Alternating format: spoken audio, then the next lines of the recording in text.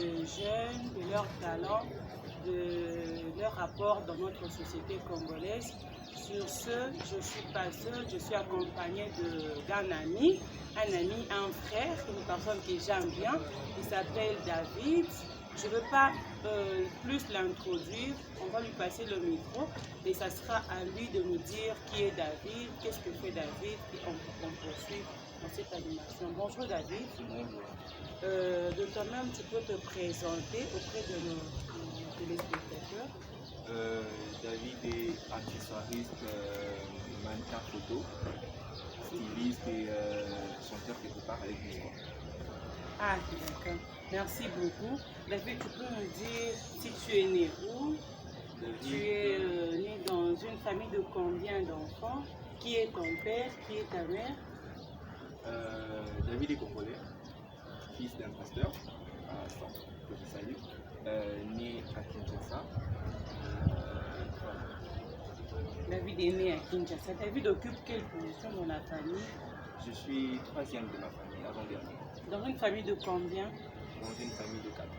4 enfants. Et tu es? Le troisième. Le troisième. Donc tu n'as qu'un seul ou une seule petite soeur ou un seul petit frère? D'accord. Et David, tu peux nous dire quels sont les talents que toi tu as? Qu'est-ce que tu fais exactement? Présentement, je suis accessoire. Donc, je suis dans la réalisation de sacs à main, beaucoup plus. Je fais d'autres histoires, genre des babouches, mais ma spécialité, je suis vraiment focus dans les sacs à main. Dans les sacs à main.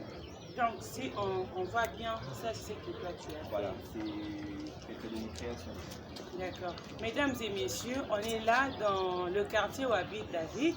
On est particulièrement là où il habite. Normalement, on devait vous montrer son atelier, comment est-ce qu'il est en train de travailler, mais malheureusement, on a pris David à pied levé, qui a fait en sorte qu'on ne puisse pas le boucler dans son atelier. C'est pourquoi il a quand même apporté quelques sacs que vous voyez devant nous.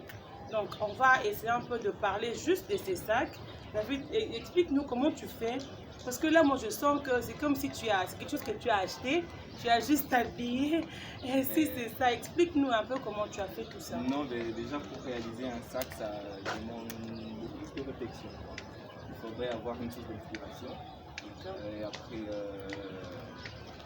passer au passage, les détails qui comptent, la finition, et ensuite passer sa couture. Et puis voilà, on obtient un sac à main. Ce n'est pas un sac que toi tu as acheté. Non, généralement, moi je n'habille pas de sac à main. Tu n'habilles pas de sac à main. Donc tu fabriques le sac. Voilà, donc je conçois mon propre modèle et puis je fais la couture. D'accord. Avant de continuer de tous les talents que David a, parce qu'il nous a parlé aussi de la musique, il chante à l'église. Avant de procéder on aimerait un peu parler avec David sur la pandémie qui est en train de ravager le monde présentement du coronavirus. David, qu'est-ce que tu peux donner comme idée par rapport à cette pandémie qui est en train de ravager? Sur la pandémie du coronavirus, j'ai demandé à tous les Congolais de se protéger d'abord de parce qu'on n'a pas tout ce qu'il nous faut pour se garder à l'abri du virus, quoi, je veux dire. Alors j'ai demandé à tous les Congolais de se préserver, donc de bien prendre soin d'eux, de toujours nettoyer les mains avec du savon et de faire tout comme quoi. Et puis voilà. D'accord.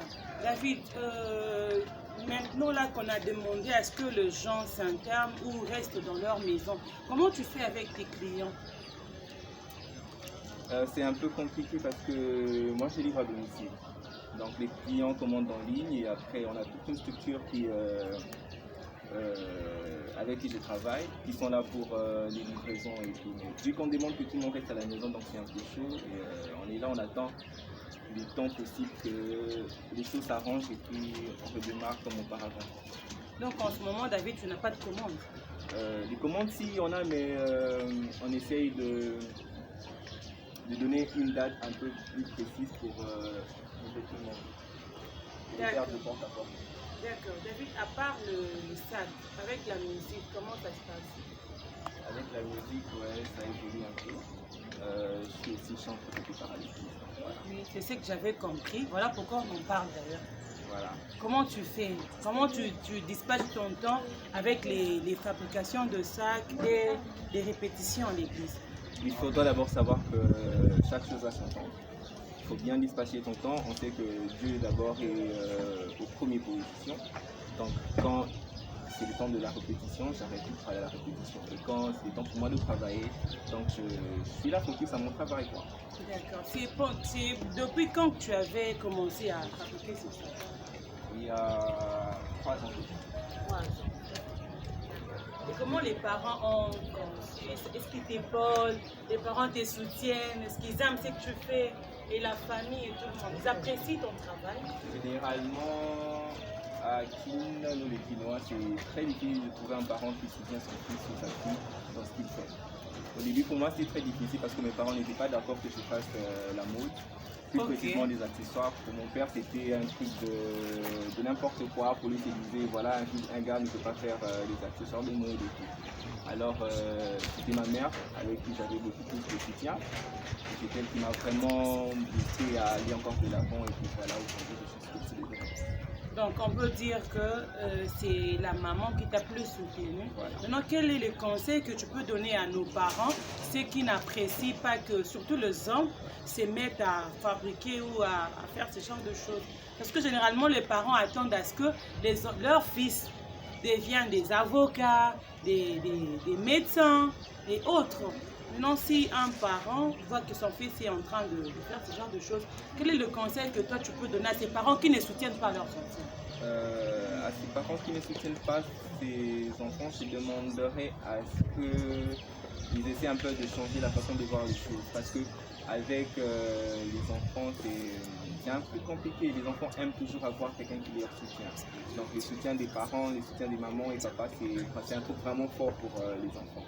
Et quand on a un parent qui ne te soutient pas, du coup, ça perturbe presque toute une vie. D'accord. À part le sac, il y a encore d'autres trucs que tu essayes de fabriquer, vu que tu as dit que tu te focalises plus avec le sac. Mais hormis les sacs, c'est plein de trucs que j'ai fait. Il y a des chaussures en pagne pour hommes, des babouches pour hommes. Tu peux nous parler de, comment je peux dire, comment tu fais à partir de la fabrication jusqu'au finissage? Quelles sont les étapes que toi tu es en train d'entamer Pour un sac à main? pour un sac à main? Oui. Il y a plusieurs étapes d'abord. On doit commencer avec la conception du modèle. Tu peux soulever ça, tu peux soulever. Tu essaies un peu de nous montrer. On peut ouvrir, non? Voilà, oui. Oui, tu peux montrer là-bas la caméra. Voilà. Comment ça se fait? On doit commencer avec la conception d'abord du modèle. J'ai mon modèle que j'ai conçu. Tu peux ouvrir et tourner ça. L'intérieur n'est pas important. C'est Voilà. tout. D'abord, C'est déjà que moi je vais rester avec, Voilà. je vais rester avec un sac parce que c'est tellement joli. Voilà. Alors, Donc, on commence d'abord par la conception du modèle. J'ai mon modèle que j'ai déjà conçu dans un papier où je dessine mon modèle. Et après, j'ai tous les matériels qu'il me faut pour réaliser un sac. Et je me mets à faire d'abord mon traçage. Je trace et après, je fais la coupe, j'ai mis mon pagne et après, je passe la couture et puis bouf, on a un sac à main. et David, où est-ce que tu achètes tes ustensiles de travail? Il y a un marché approprié pour retrouver tous nos matériels possibles pour réaliser des sacs à main. Au grand marché, on en retrouve aussi. Le grand marché. Les grands marchés. Et tu achètes tout au grand marché. Tout se trouve au grand marché. Tu as des clients là-bas, des gens qui te connaissent, qui savent déjà que David vient régulièrement acheter les matériaux ici chez nous. Oui, hein, oui.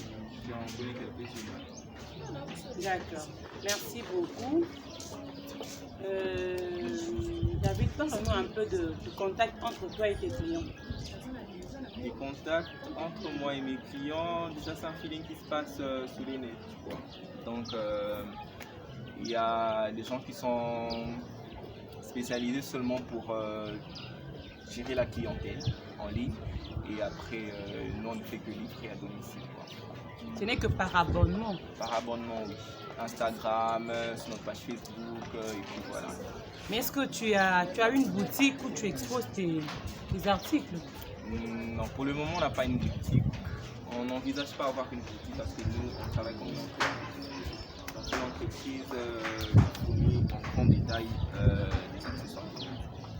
Voilà. David, tu comptes définitivement travailler en solo ou bien tu peux aller aussi travailler dans une entreprise quelque part. Au cas où on t'a invité, on te proposait de venir travailler avec d'autres personnes qui sont dans le même métier que toi. Tu vas accepter ou tu préfères rester travailler chez toi et gagner tes clients de ta façon? Non, travailler seul, c'est pas mal, mais quand même quand on travaille en équipe, on a beaucoup plus de connaissances qu'on est en train d'acquérir. Alors, si la chance me permettait de travailler avec d'autres marques, genre Gucci, Chanel, je ne sais pas moi quoi, je serais partant. David, tu parles de Gucci, tu parles de Chanel. On peut pas parler de trucs locaux. Il n'y a pas de maison locale où tu connais. Il y a des maisons locales, il y a des marques locales que je connais aussi, genre 243 designers, JT Design, et puis voilà. Si ça arrivait que ces marques-là m'invitaient de travailler avec eux, je serais partant. Parmi tes fabrications, il y a quelque chose que tu fabriques manuellement du début à la fin, sans passer par les machines. Sans passer par les machines, oui, les porte-monnaies hommes. Les porte-monnaies hommes, Ouais, rien que ça. Rien que ça. Et comment tu fais ça? Tu peux nous expliquer de façon brève? Bon, pour réaliser un porte-monnaie homme, c'est simple, hein. Il faut seulement avoir du cuir. Tu conçois ton propre modèle de la façon où tu veux. Et après, tu plaques le pagne et tu passes la couture manuelle et puis voilà, on a un porte-monnaie. D'accord. Ceux qui sont intéressés ont entendu comment est-ce que David fait manuellement de porte-monnaie homme. Moi, j'ai aimé, j'ai retenu, voilà. Et je suis sûre que je vais aussi essayer de fabriquer quelque chose. Voilà. Et David, est-ce qu'il y a un contact si quelqu'un veut te joindre par téléphone? Oui, il y a un contact si il y a des gens qui veulent nous contacter. Ils peuvent nous contacter sur notre page Facebook qui est Dafdas Ali, ou sur notre page Instagram Dafdas Ali aussi. Pour WhatsApp, les gens peuvent nous contacter sur le plus 243 82 933 27 26. Tu peux répéter le numéro et essayer un peu de parler aussi fort pour que les gens t'entendent. Tu peux juste répéter le numéro de téléphone. Ouais, plus 243 plus 243 82 933 27 26. D'accord. David, un mot de la fin sur tout ce que tu fais et puis tu passes les salutations à ceux qui te suivent, ceux qui te connaissent. Voilà, un mot de la fin, je dirais aux jeunes Congolais, aux jeunes entrepreneurs de ne pas baisser les bras.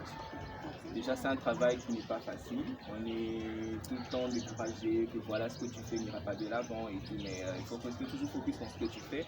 Et avec le temps et l'aide de Dieu, ça pourra aller de l'avant. D'accord. Notre message d'aujourd'hui dans cette émission Jeunes et Talents, c'est de rester focus sur ce que tu es en train de faire. Si tu veux faire quelque chose, ne cherche pas à attendre des autres.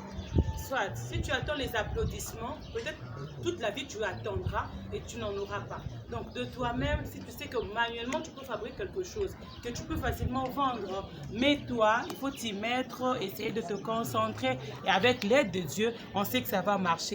Mais nos amis, merci beaucoup de nous avoir suivis.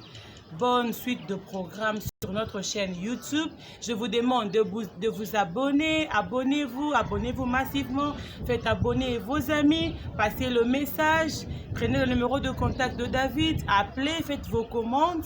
Et surtout, je passe mes salutations à celle qu'on appelle la Queen Mother depuis les États-Unis. Je passe mes salutations à la Gabonaise Astrid Ngalula. Mes salutations à la grande sœur que j'aime bien depuis la ville de Georgie, Liliane Elemba, ainsi que Sylvie Mbuyangandou.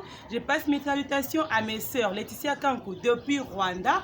Je passe mes salutations à tout le Quinois et Quinoises, mes salutations à ma famille, sans oublier mon très cher époux, Alfred Mkwako, que je salue depuis chez moi à la maison. Et bonne suite de programme sur GBM. Je vous salue. Bye bye à tous.